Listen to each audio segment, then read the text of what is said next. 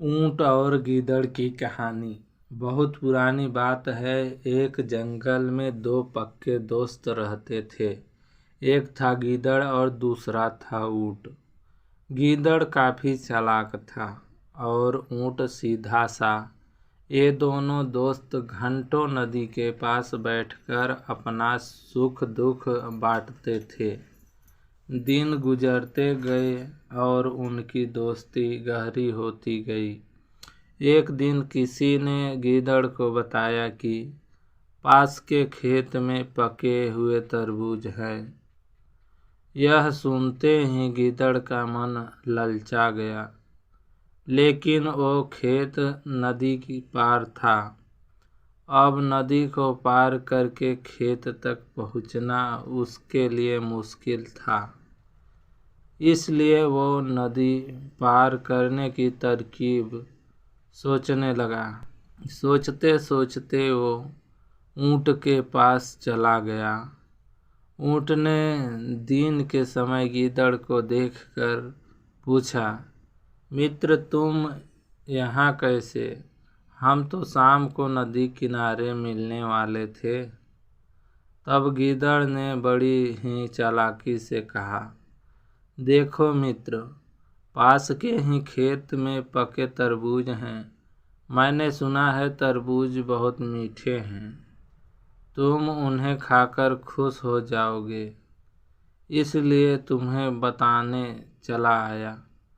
ऊंट को तरबूज काफ़ी पसंद था। वो बोला, वाह, मैं अभी उस गांव में जाता हूँ। मैंने बहुत समय से तरबूज नहीं खाए हैं। ऊंट जल्दी जल्दी नदी पार करके खेत जाने की तैयारी करने लगा।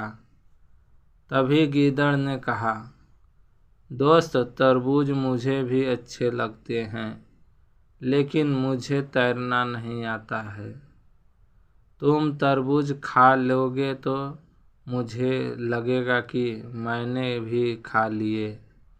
तभी ऊंट बोला, तुम चिंता मत करो, मैं तुम्हें अपनी पीठ पर बैठाकर नदी पार कराऊंगा। फिर हम साथ में मिलकर तरबूज खाएंगे। ऊंट ने जैसा कहा था वैसा ही किया। खेत में पहुंचकर गीदड़ ने मन भर कर तरबूज खाए और खुश हो गया। खुशी के मारे वो जोर जोर से आवाज़ें निकालने लगा।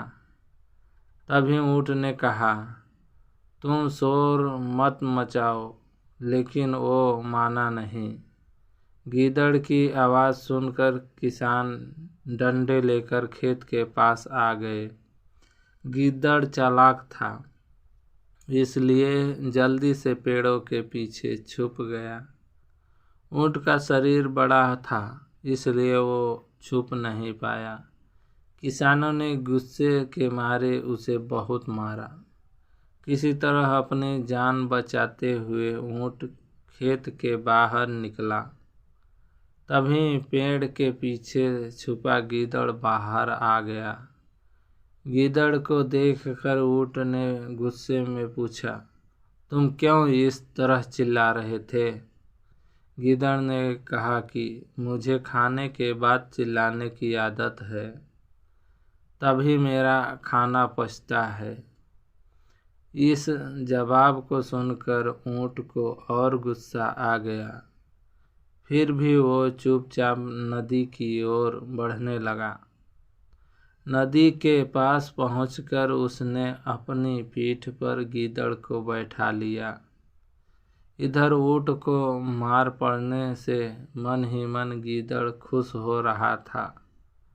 उधर नदी के बीच में पहुंचकर ऊंट ने नदी में डुबकी लगानी शुरू कर दी। गीदड़ डर गया और बोलने लगा, यह क्या कर रहे हो? गुस्से में ऊंट ने कहा, मुझे कुछ खाने के बाद उसे हजम करने के लिए नदी में डुबकी मारनी पड़ती है। गीदड़ को समझ आ गया कि ऊंट उसके किए का बदला ले रहा है। बहुत मुश्किल से गीदड़ पानी से अपनी जान बचाकर नदी किनारे पहुंचा। उस दिन के बाद से गीदड़ ने कभी भी ऊँट को परेशान करने की हिम्मत नहीं की। दोस्तों, आज की हमारी कहानी अच्छी लगी हो तो मेरे वीडियो को लाइक करें और मेरे चैनल को सब्सक्राइब करें। बेल आइकन को ऑल पर सेट कर लेना ताकि नोटिफिकेशन आपको सबसे पहले मिल सके।